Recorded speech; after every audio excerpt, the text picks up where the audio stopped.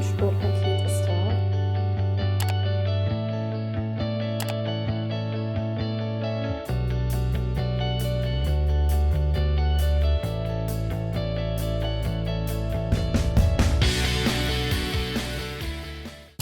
Mein Endspurtpaket ist da. Das sind Skripte, mit denen man für das zweite Staatsexamen lernen kann.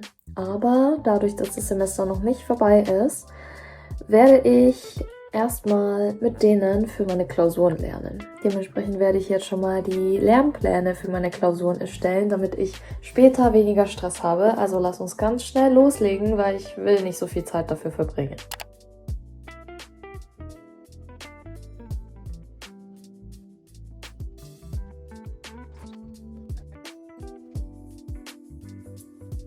Okay, also der Stand ist jetzt, ich schreibe 7 Klausuren insgesamt in Rechtsmedizin, Arbeits- und Sozial- und Umweltmedizin, Palliativ, Pathogen, Pädiatrie, Geriatrie. Und 3 Klausuren schreibe ich am 8.7., 2 Klausuren schreibe ich am 13.7. und 2 Klausuren schreibe ich am 14.7. Das heißt, die liegen relativ eng beieinander. Das heißt, ich werde nicht erst nacheinander lernen können, sondern muss frühzeitig anfangen, damit ich für alle gut lernen kann. Jetzt werde ich mit Hilfe von den Skripten, die ich gekauft habe, aufschreiben, wie viel Umfang jedes Fach hat.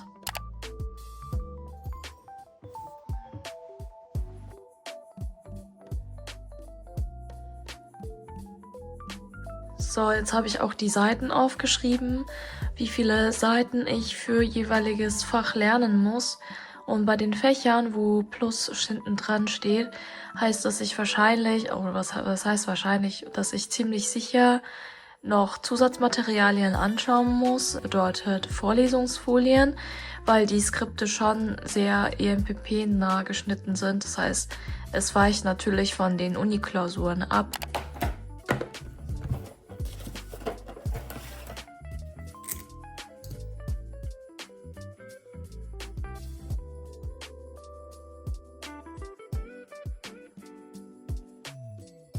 Okay, ich habe jetzt meinen groben Plan aufgeschrieben, das zeige ich euch jetzt. Und zwar, das ist vom Mai jetzt der Kalender und ich fange immer ganz hinten an, wenn ich mit einem Lernplan anfange. Das heißt,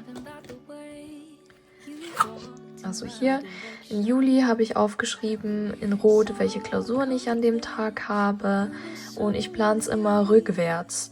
Das heißt, ich fange immer da an, einen Tag vor der Klausur wird immer die ganzen Fächer wiederholt. Und zwar die wichtigsten Sachen, die man wiederholen kann. Dementsprechend habe ich das so aufgeschrieben. Und da habe ich zum Beispiel 3 Tage frei. Was heißt frei? Also 3 Tage, bevor ich die Klausur schreibe, weil die erste Klausur am 8. ist. Und da habe ich das deswegen so aufgeteilt, dass ich an einem Tag jeweils einfach wiederhole, beziehungsweise an dem Pathologie und Geriatrie, was verhältnismäßig weniger Stoff ist als Pädiatrie und Gynäkologie.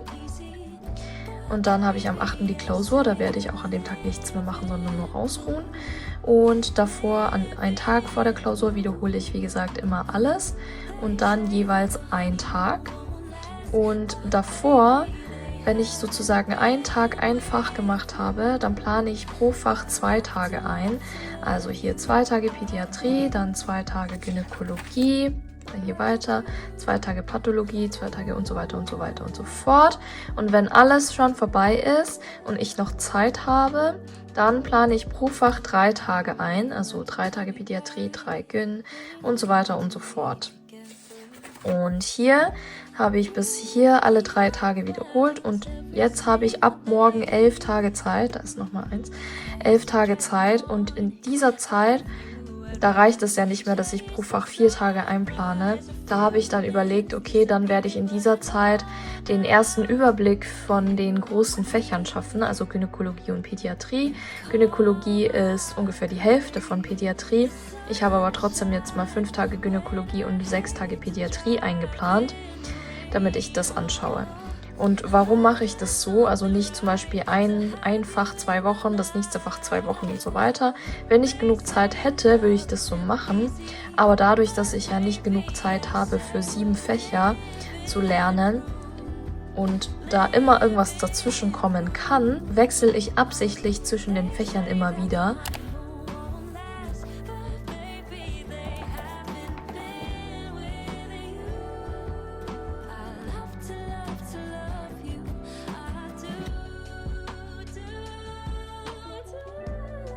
Jetzt habe ich meine Seiten fertig aufgeteilt. Und zwar habe ich aufgeschrieben jeweils, wie viele Seiten bis zu welcher Seite ich an dem Tag machen möchte, beziehungsweise schaffen sollte, Fragen und so weiter. Das habe ich jetzt alles für die erste Runde sozusagen aufgeschrieben, was ich machen möchte. Ab hier fängt die zweite Runde an. Das bedeutet, bis dahin habe ich sozusagen alle Fächer einmal angeschaut und ab hier schaue ich das zum zweiten Mal an. Das heißt, da mache ich noch keine konkreten Pläne und werde zuerst bis Mitte Juni, ist es ja schon, die Sachen anschauen. Und morgen geht's los. Ich nehme euch natürlich mit durch meine erste Woche, Klausurenphase sozusagen. Darum geht's in diesem Vlog. Also dementsprechend werde ich jetzt meinen Tagesplan für morgen aufschreiben. Ich bin super gespannt. Oh, ich habe so lange gefühlt nicht mehr gelernt. Eigentlich ist es gar nicht mal so lange her, aber trotzdem fühlt sich das so an, als wäre es lange her. Viele von euch fragen, welchen Planer ich benutze. Ich benutze den Planer 10-Minute Planner von Motmot, heißt es. Das habe ich in Korea gekauft, gibt es aber auch auf Amazon, habe ich gesehen. Und zwar benutze ich den für Half Year. Sonst gibt es auch so dünne Hefte für 30 Tage, soweit ich weiß. Und für 3 Monate, glaube ich, auch. Aber so ein halbes Jahr finde ich einfach super. Weil meine Klausuren, also mein Semester geht ja auch ein halbes Jahr lang. Ich habe das jetzt mit einem Semester angefangen, deswegen werde ich die Hälfte übrig haben, also 3 Monate ungefähr. Und das ist auch perfekt, um mein zweites Staatsexamen zu tracken. Also mein M2, das hat ja 100 Tage Lernplan. Das ist ein bisschen mehr als 3 Monate.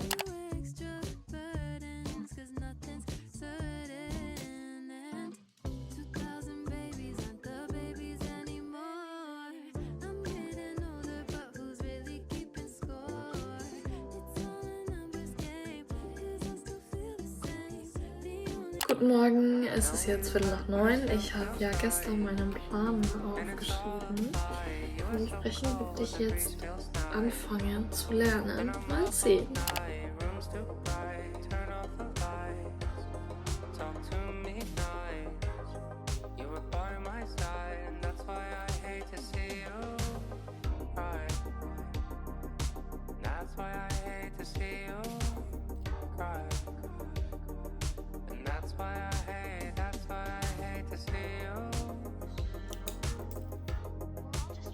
Jetzt ist erstmal Zeit für Mittagspause und danach werde ich zuerst meinen Vlog weiterschneiden, weil ich vorhabe, das morgen hochzuladen. Und da muss ich auch schon los zum Schwimmen. Ich werde dann heute Abend weiter lernen. Aber es sind nur noch 20 Seiten übrig. Ich habe heute einiges geschafft, also weiter geht's.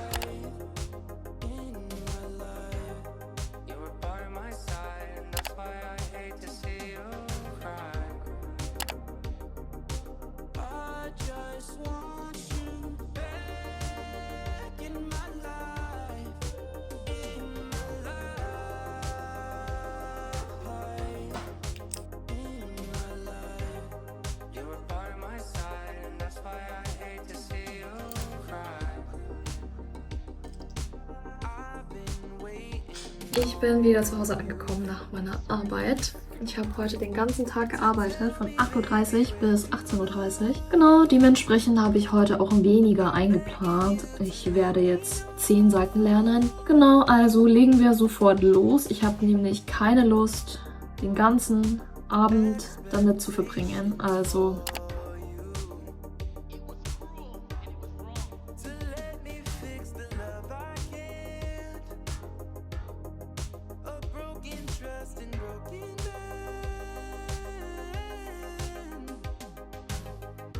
okay, ich bin jetzt fertig mit meinen 10 Seiten. Das heißt, bis morgen.